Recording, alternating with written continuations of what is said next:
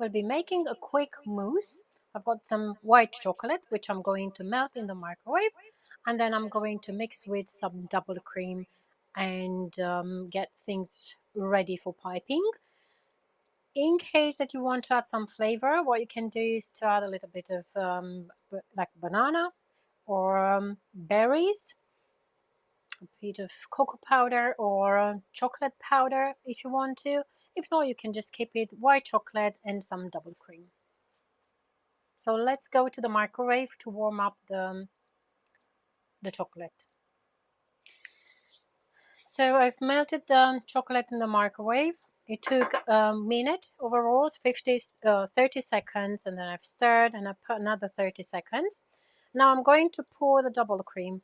Ideally will be to warm up the double cream to reach the temperature of the chocolate. So if the chocolate has about 30 degrees, double cream should have a similar temperature. Otherwise, it will just seize the chocolate too quick. But I'm just going to take the risk and I will just start adding the double cream. I don't know for sure how much I'm going to put. I can scale, in fact, because I've got here the right amount of chocolate.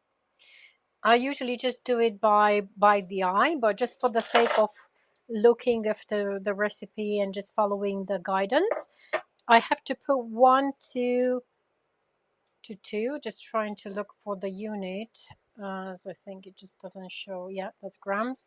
Just have to change the battery. So I'm going to set it to 0. So I've got 1 to 1. So I have to put same amount of cream. So I'm going to put here.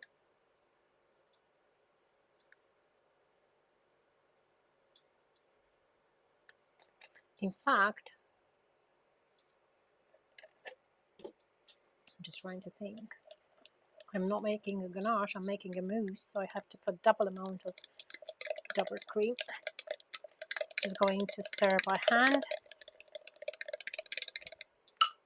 So use 1 part chocolate, 2 parts cream. Sorry, my brain is just...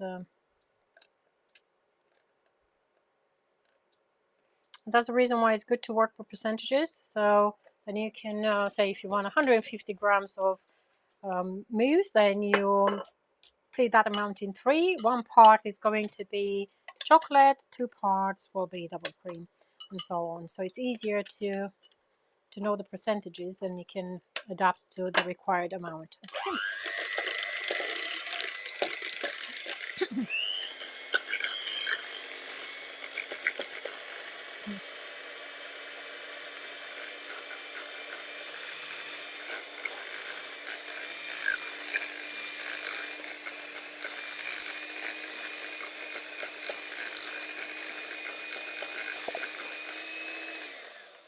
Okay, I'm just going to stop and double check. Usually the mousse starts getting firmer after, even if if I stop beating, it will turn up quite firm. So I don't want to overbeat. So I'm just going to add just a little bit more friction. And again, just checking. And I think I'm going to be fine for now. We'll just leave it and prepare the piping bag.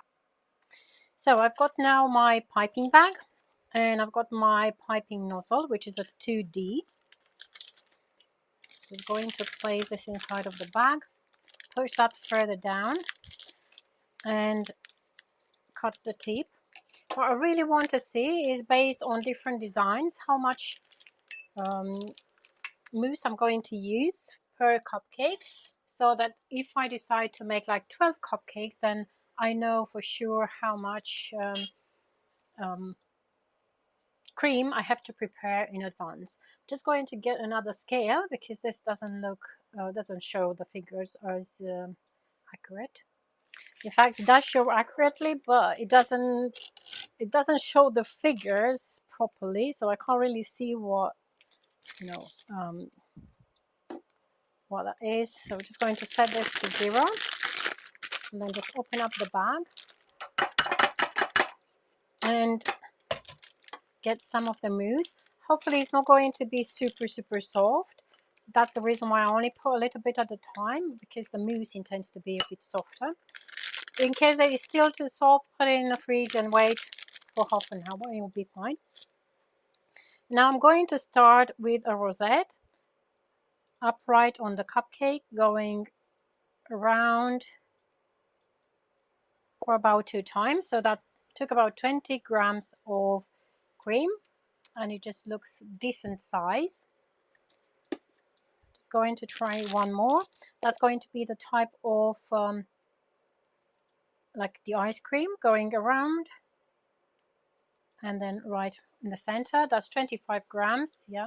And again, just looks quite decent in size. And in here, just do one more. Let's just like drop flowers.